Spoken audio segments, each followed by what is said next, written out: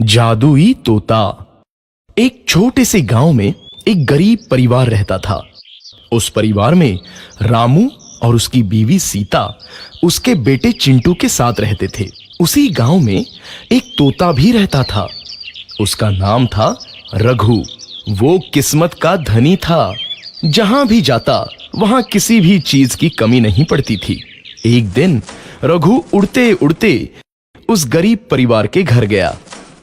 रघु सोचता है, अरे वाह, लगता है यहाँ आज बहुत अच्छा खाना मिलेगा।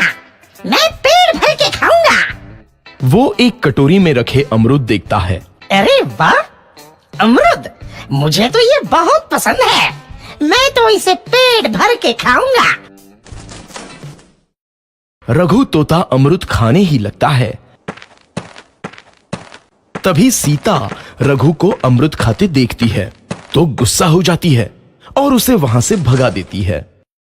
भाग यहाँ से, न जाने कहां से आ जाते हैं। मैं तो परेशान हो गई हूं इनसे।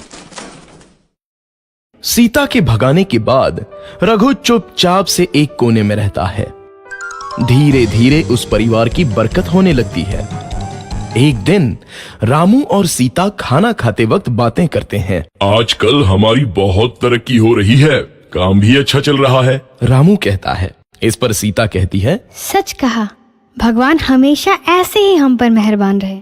बेटा चिंटू भी कहता है, पिताजी मुझे खिलौना लेके दो ना, मेरे सभी दोस्तों के पास है। रामू कहता है, ठीक है, जरूर लाऊंगा। सीता कहती है, कितने खुश है सब, मेरे परिवार को किसी की नजर ना लगे। एक तरफ ऐसी बातें होती हैं तो दूसरी तरफ रसोई में रघु तोता भी अमरूद खाते रहता है। मजा आया, अमरूद खाया, मजा आया, अमरूद खाया, मजा आया। तभी सीता रसोई में आती है और रघु तोते को अमरूद खाते देख बहुत गुस्सा होती है। सीता रघु को बाहर निकालने के लिए पिंजरे में अमरूद रखती है। रघु जब अमरूद खाने लगता है तो पिंजरे का दरवाजा बंद हो जाता है और वो उसमें फंस जाता है। मुझे बाहर निकालो, मैं यहाँ फंस गया हूँ, मुझे बचाओ। अगले दिन सीता पिंजरा उठाकर बाहर दूर उस रघु को छोड़ देती है। रघु के जाते ही उनके घर आई बरकत धीरे धीरे कम हो जाती है। उन्हें बहुत घाटा होता है। सीता कहती है, ये क्या हो रहा है, अचानक इतना कैसे बदल गया? अभी तक तो सब कुछ अच्छा चल रहा था। रामू कहता है, लगता है भगवान हम पर रूठ गए हैं। चिंटू भी कहता है, लगता है अब मुझे खिलौने भी नहीं मिलेंगे। और वो रोने लगता है और बाहर चला जाता है। कुछ दिन बाद रघु तोता फिर से उस घर में आता है। वापस आया, मैं वापस आया, अब मैं जमकर अमरूद खाऊंगा। रघु सीधा रसोई घर में चला जाता है और अमरूद खाने लगता है। कुछ देर बाद सीता रसोई में आती है और रघु को देख कहती है, एक तो घर में पहले से इतनी दिक्कत चल रही है और ऊपर से ये तोता मुझे और परेशान कर रहा है। सीता रघु को वहां से भगा देती है। रघु उड़कर किसी कोने में छुप जाता है। कुछ दिन बाद धीरे धीरे उस घर की बरकत वापस आने लगती है। काम भी अच्छे से चलने लगता है।